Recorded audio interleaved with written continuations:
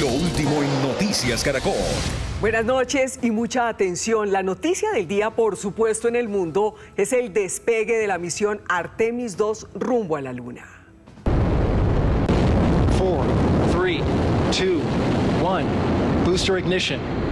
And liftoff. Ahí lo ven ustedes, a las 5:35 hora de Colombia despegó el cohete de Cabo Cañaveral en la Florida. En su módulo de mando viajan 4 astronautas, Reid Wiseman, comandante de la misión, Victor Glover y Christina Koch, el primer afroamericano y la primera mujer que viajan al satélite. A ellos los acompaña Jeremy Hansen. El vuelo de Artemis 2 durará 10 días. En la órbita lunar, entre otras cosas, habrá pruebas en el sistema de supervivencia, también de navegación y comunicaciones y emergencia, con miras al alunizaje previsto por la NASA en el año 2027.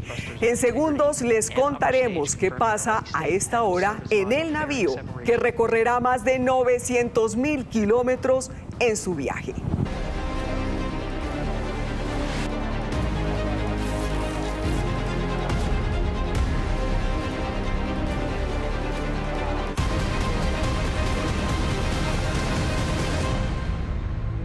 Estados Unidos reactivó sus viajes tripulados a la Luna. La misión Artemis lleva un poco más de hora y media de vuelo en un recorrido de 10 días en el que orbitará nuestro satélite y llevará a la tripulación al punto más lejano en el espacio jamás alcanzado por el ser humano. 4, 3, 2, 1. Era el conteo que el planeta entero seguía con ansias. And liftoff. Hasta el momento del despegue, el poderoso cohete SLS de 98 metros se desprendió de la Tierra en cuestión de segundos y en los primeros 2 minutos superó la velocidad del sonido. Es la imagen que marca un hito en más de medio siglo, el regreso del ser humano a la órbita lunar. Los preparativos para que esta imagen fuera posible fueron de décadas, pero las últimas 24 horas fueron especialmente fundamentales. Primero con el abastecimiento de combustible criogénico al cohete, un proceso de 3 a 4 horas de duración.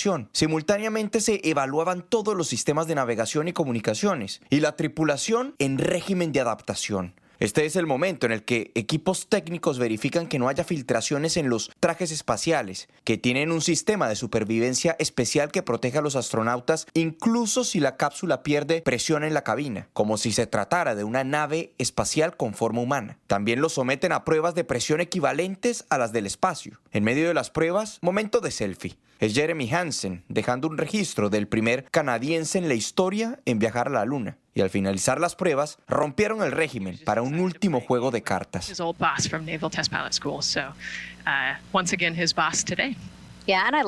Con las pruebas listas, pasaron al ascensor y de ahí unos pequeños pasos para subirse a la van que los llevaría a la plataforma de lanzamiento.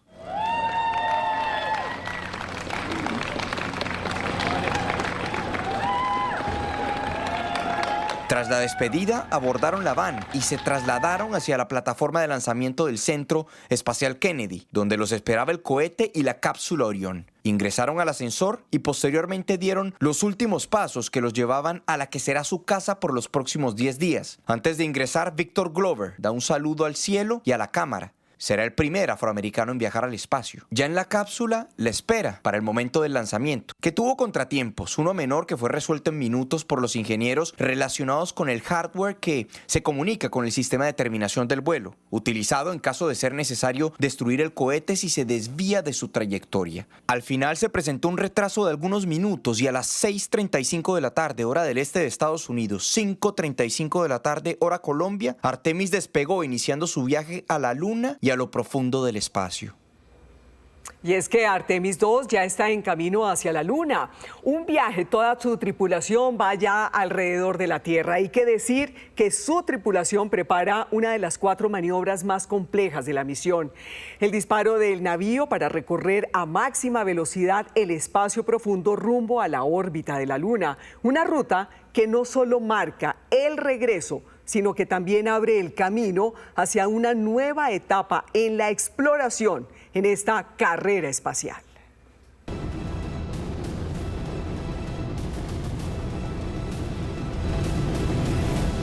Ya no se trata solo de despegar. Con Artemis II comienza un viaje preciso, calculado y lleno de momentos críticos que pondrán a prueba cada segundo de la misión. 4 astronautas avanzan ahora hacia la Luna, siguiendo una trayectoria que combina tecnología, riesgo y una coreografía milimétrica en el espacio. Tras el despliegue, el cohete SLS, el más potente construido por la NASA, impulsa la nave Orión fuera de la Tierra y marca el inicio del recorrido.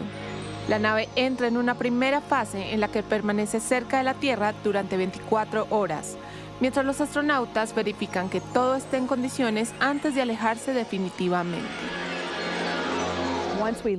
Una vez que lo lancemos, entraremos en una órbita de 24 horas alrededor de la Tierra. Una de las cosas más importantes que queremos probar en esta misión son los controles ambientales y los sistemas de soporte vital. Todas las cosas que mantienen a la tripulación segura y saludable dentro de la nave espacial Orión, queremos probarlas en la órbita terrestre antes de comprometernos a ir a la Luna. Luego llega uno de los momentos más decisivos, la inyección translunar, una maniobra en la que los motores se encienden con precisión para sacar la nave de la órbita terrestre y colocarla en ruta hacia la Luna como si encontrara una autopista invisible en el espacio. A partir de ahí la trayectoria se vuelve exacta. La nave avanza como un dardo blanco corrigiendo su curso en silencio, mientras la Tierra empieza a reducirse en la distancia. El viaje completo durará cerca de 10 días y superará los 2 millones de kilómetros, llevando a la tripulación más lejos de lo que cualquier misión tripulada ha llegado en décadas. Serán varios días de travesía hasta alcanzar la Luna. En ese punto los astronautas rodearán su superficie y pasarán por la cara oculta, una zona donde la comunicación con la Tierra desaparece por completo durante varios minutos. Este es uno de los momentos más delicados del recorrido, pero no es el único.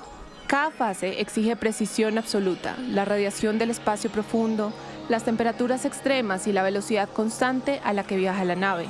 Después, la misión entra en su regreso siguiendo una trayectoria que aprovecha la gravedad de la Luna para volver a la Tierra, como si el camino ya estuviera trazado de vuelta. El último gran desafío será el reingreso. La cápsula deberá atravesar la atmósfera a altísima velocidad, soportando temperaturas extremas y luego descender hasta caer en el océano, donde será recuperada tras completar el viaje. Todo el recorrido está diseñado para responder una sola pregunta: si la humanidad está lista para volver y esta vez para quedarse. Mientras avanzan hacia la Luna, los astronautas de Artemis II no solo siguen una trayectoria en el espacio, abren un camino que la humanidad llevaba más de medio siglo esperando volver a recorrer. Y es que la tripulación del Artemis II es una de las más diversas en la historia de la NASA. Dentro de los 4 expertos astronautas viajan por primera vez a la Luna una mujer y un afroamericano. El primer hecho inédito en esta tripulación es la participación de una mujer, Christina Koch, exploradora e ingeniera de Michigan, que se convirtió en astronauta en 2013. Este mérito lo logró gracias a que también es la mujer que más tiempo ha estado en el espacio. 368 días en 2019 en las expediciones 59, 60 y 61 con la estación espacial. Tras este vuelo y antes de ser asignada a Artemis II, fue la jefa de rama de tripulación asignada en la oficina de astronautas. Su historia es inspiradora. He tenido esta conversación con niños pequeños que se sorprenden de que yo sea un astronauta y no sea un hombre, y para mí es el gran paso. Es importante demostrar y representar que todo es posible cuando se hace con pasión y se trabaja fuerte para alcanzar los sueños. Victor Glover es un piloto que se ha llevado varios títulos. Hoy está a punto de convertirse en el primer afrodescendiente que viaja a la órbita lunar, comandando la nave Orión. Pero primero que ello, pasó más de 3.000 horas en el aire, voló más de 40 aeronaves, aterrizó más de 400 veces en portaaviones y cumplió 24 misiones de combate. Aunque su vida empezó en la Marina, fue su padre quien lo invitó a soñar más allá.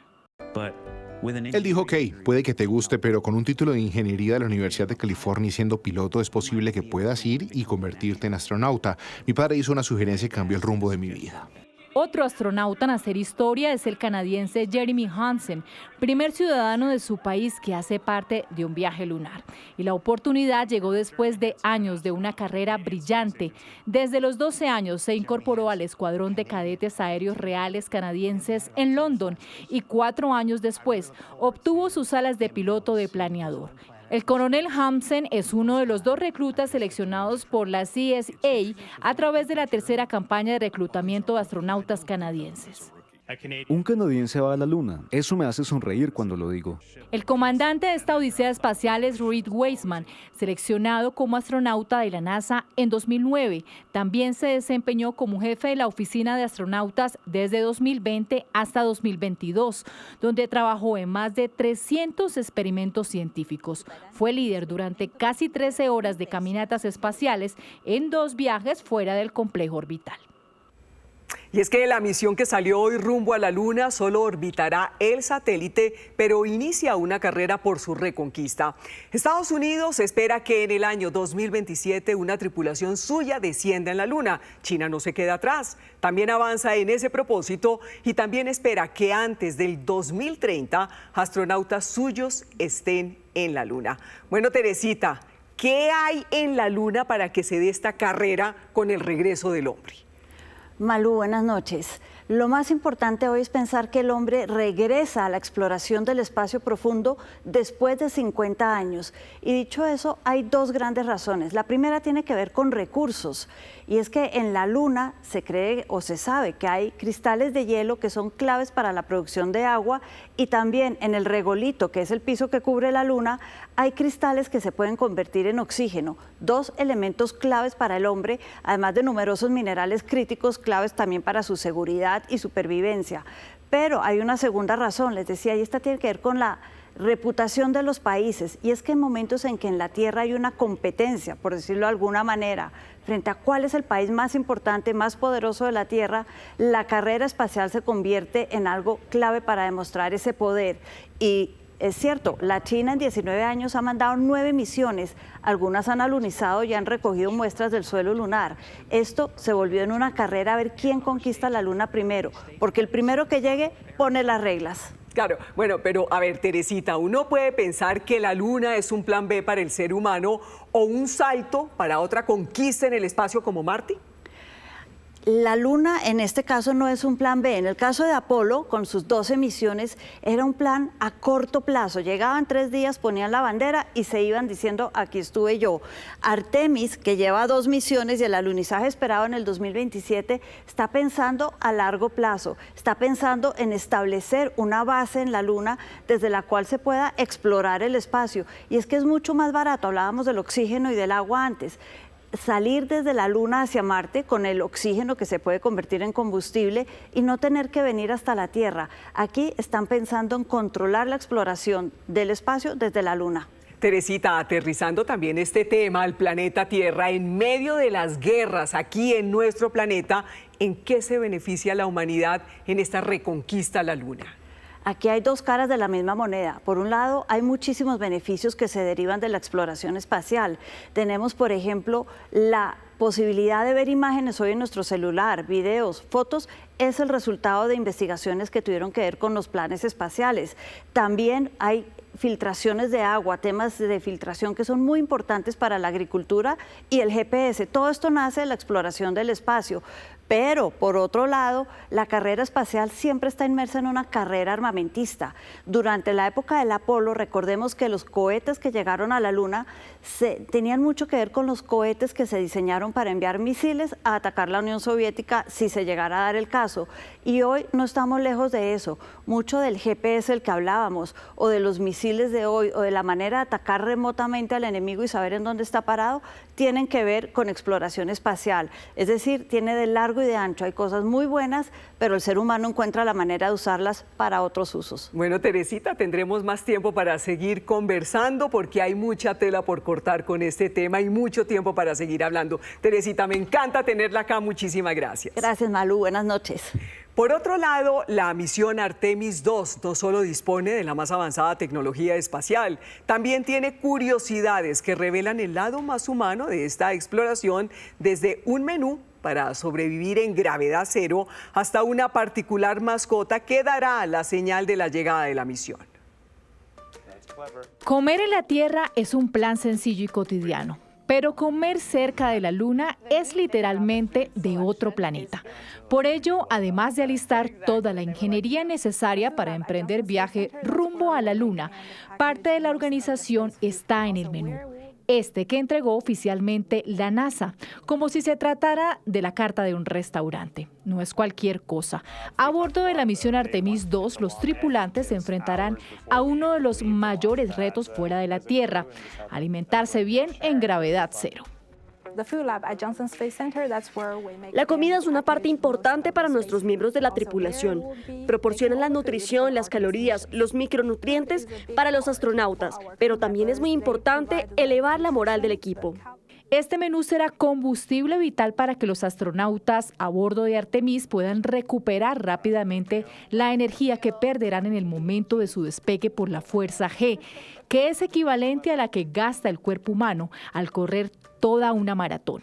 Incluye bebidas calientes y frías como café, chocolate, limonada, batidos de mango, manzana, alimentos comunes como tortillas, pan, salchichas, vegetales, ensaladas de mango, granola, almendras, macarrones de queso, 5 salsas picantes, mantequilla de maní, canela, miel y postres para satisfacer los antojos de los tripulantes: pastel, galletas, chocolatinas y almendras confitadas. Detrás de cada plato está el laboratorio de alimentos del Centro Espacial Johnson. Ellos durante meses probaron en tierra los ingredientes, la forma de conservación dentro de la cápsula espacial y un factor fundamental: garantizar que nadie se quede sin comer. La otra estrategia es siempre promover la variedad, porque las preferencias alimenticias de todos pueden ser muy diferentes. Previendo que las condiciones no serán las mismas, el equipo realizó un simulacro de un almuerzo en conjunto, con el ánimo de que al menos una vez durante estos 11 días de odisea por el espacio puedan coincidir en la mesa. Ayer hicimos una simulación donde el almuerzo está programado.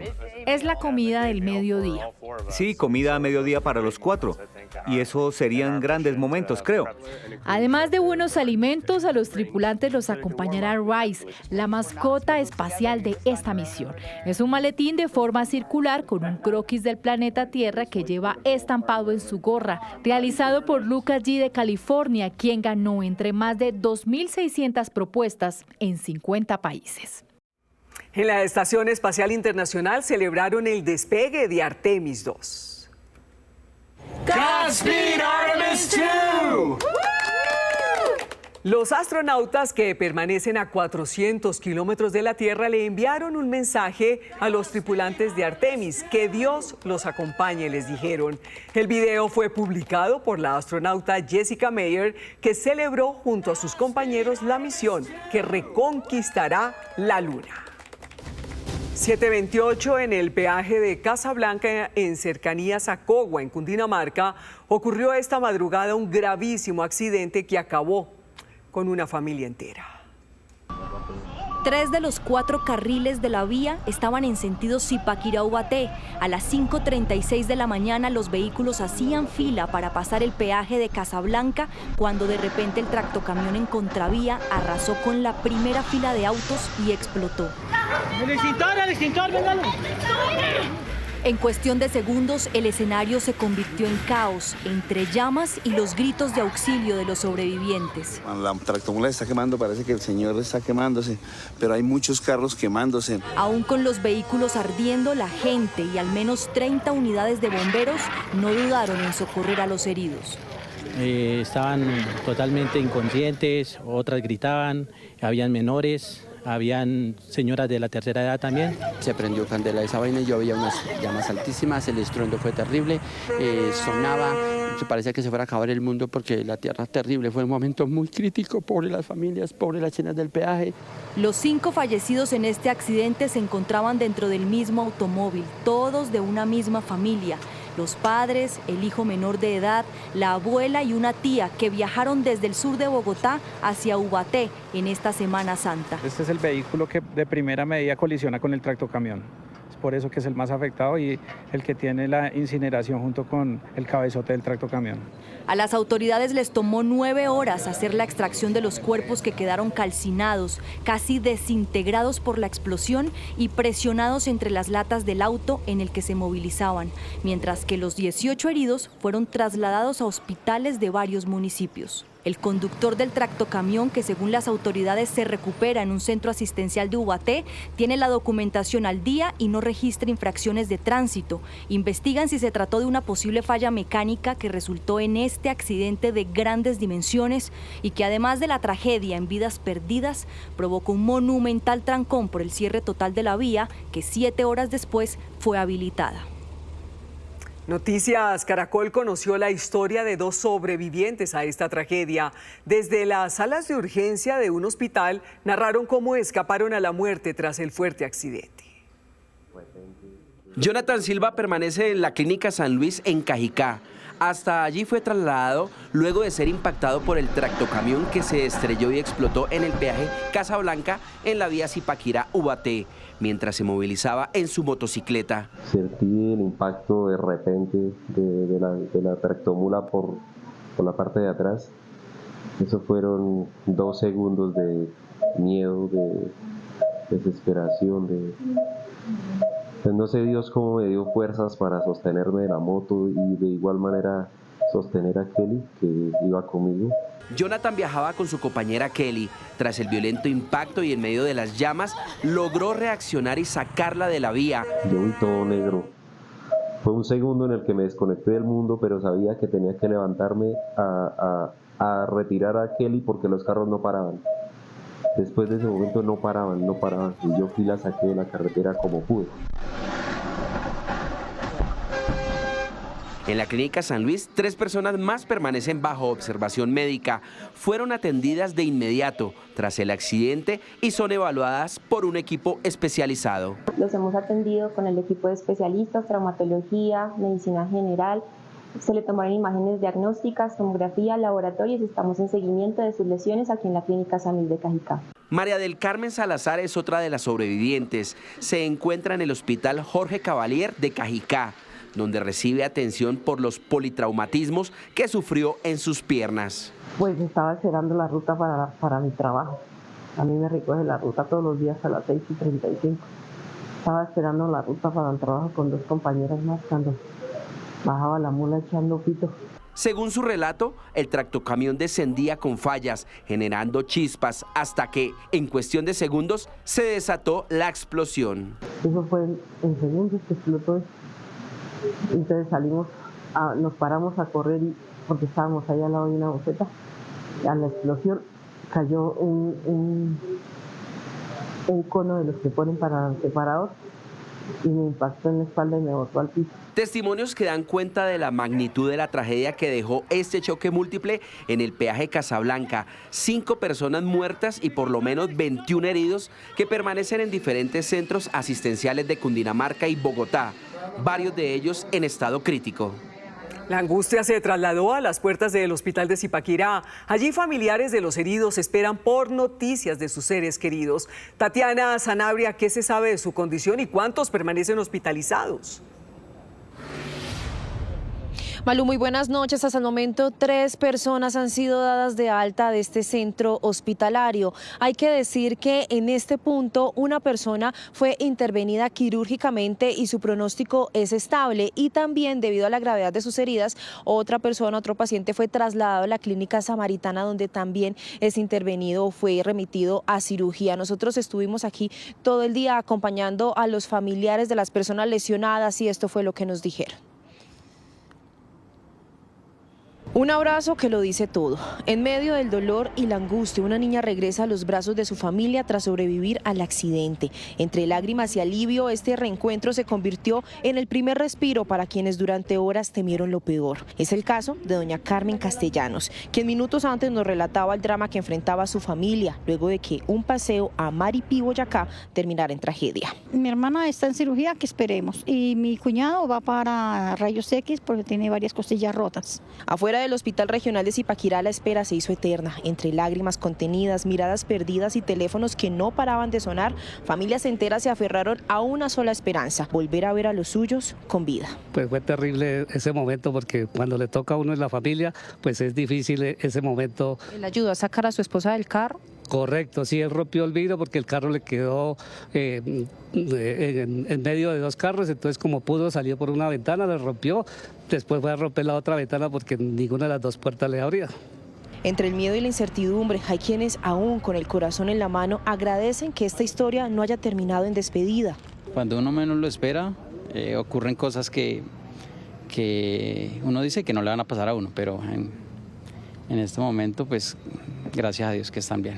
Mientras afuera la angustia crece minuto a minuto, adentro el personal médico lucha contra el tiempo. El centro asistencial activó todos los protocolos de emergencia para atender a 13 personas afectadas por este accidente. Una que reviste grave enfermedad con un trauma cráneoencefálico severo, que ya salió remitida para nuestra institución principal en Bogotá, el Hospital Universitario La Samaritana. El accidente también dejó otra imagen que duele: mascotas heridas y desorientadas rescatadas por los organismos de socorro y puestas bajo protección de la Secretaría de Ambiente. Por ahora, los médicos no descartan nuevos traslados hacia Bogotá. Afuera, las familias siguen aferradas a la fe, a una llamada, a una buena noticia. Caracol Televisión anunció la puesta en marcha de una comisión integrada por expertos juristas para investigar los protocolos de prevención de acoso sexual en el canal. A partir de los hallazgos, la comisión propondrá el camino para fortalecer los canales de denuncia y las medidas de protección. Cumpliendo su compromiso, Caracol Televisión ya puso en marcha la comisión independiente que investigará la cultura institucional y los protocolos de prevención de acoso sexual y violencia de género, que en su momento reveló el presidente Gonzalo Córdoba. Este trabajo lo hará una comisión externa liderada por Catalina Botero Marino y contará con todas las garantías necesarias para asegurar que cada persona pueda ser escuchada con respeto y confidencialidad. La comisión garantiza 3 cosas: perspectiva de género, rigor técnico y total independencia del canal. Y lo que busca es comprender lo que pasó y analizar las dinámicas institucionales para poder plantear un plan integral de recomendaciones que fortalezcan la prevención, la atención y la protección de las mujeres que han sufrido acoso sexual o violencias de género.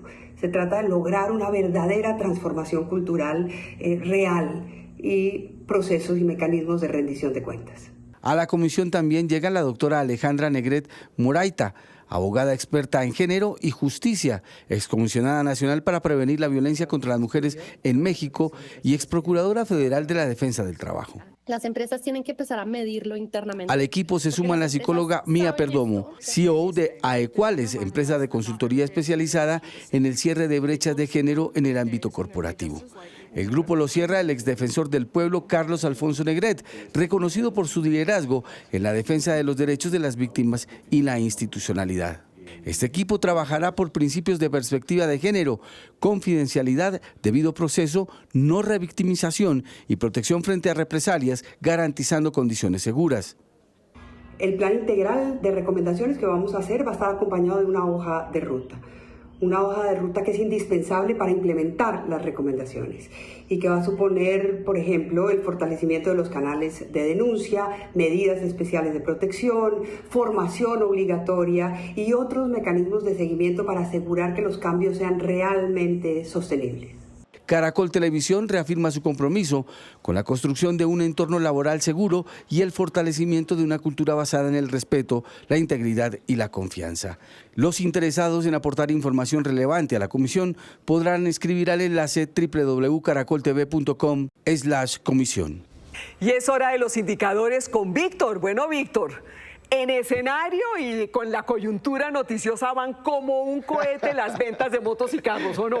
Así es, Malú, muy buenas noches. A toda velocidad se sigue recuperando el sector automotor en Colombia. En primer lugar, las ventas de motocicletas fueron históricas en el mes de marzo. Se registraron 118.410 unidades, con un crecimiento casi del 41%. Nunca antes se habían registrado más de 118.000 motocicletas en un solo solo mes en Colombia. De otro lado, las matrículas, los registros de vehículos alcanzaron las 28.142 unidades con un crecimiento superior al 53%. Tesla, que recientemente aterrizó en Colombia, tuvo el vehículo más registrado en el tercer mes de este año. Dicen la ANDI y FENALCO que se trata del mejor arranque de año desde el 2012. En más información, en febrero de este año, las empresas y las personas pagamos impuestos ante la DIAN por 17,79 billones de pesos, con un crecimiento de 6,7%.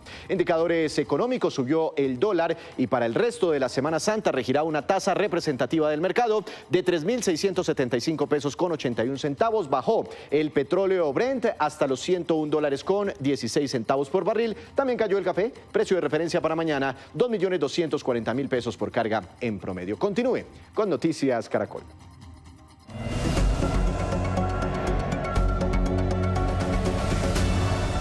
Y es hora de conocer los más recientes movimientos de la campaña de la presidencia. María Camila Roa, teníamos 14 candidatos hasta este momento. ¿Alguno decidió bajarse de la carrera? Sí, señora Malú, van a ser 13 porque se baja Clara López. En esta semana de reflexión, Clara López decidió que se suma a la campaña de Iván Cepeda. El lunes de Pascua irá a la registraduría para renunciar a su candidatura. Esto hace parte de una nueva coalición llamada Alianza por la Vida, en la que ya están Juan Fernando Cristo, Ariel Ávila, ahora Clara López, y en la que aterrizarán también algunos congresistas liberales y los verdes del gobernador Carlos Amaya. Malú.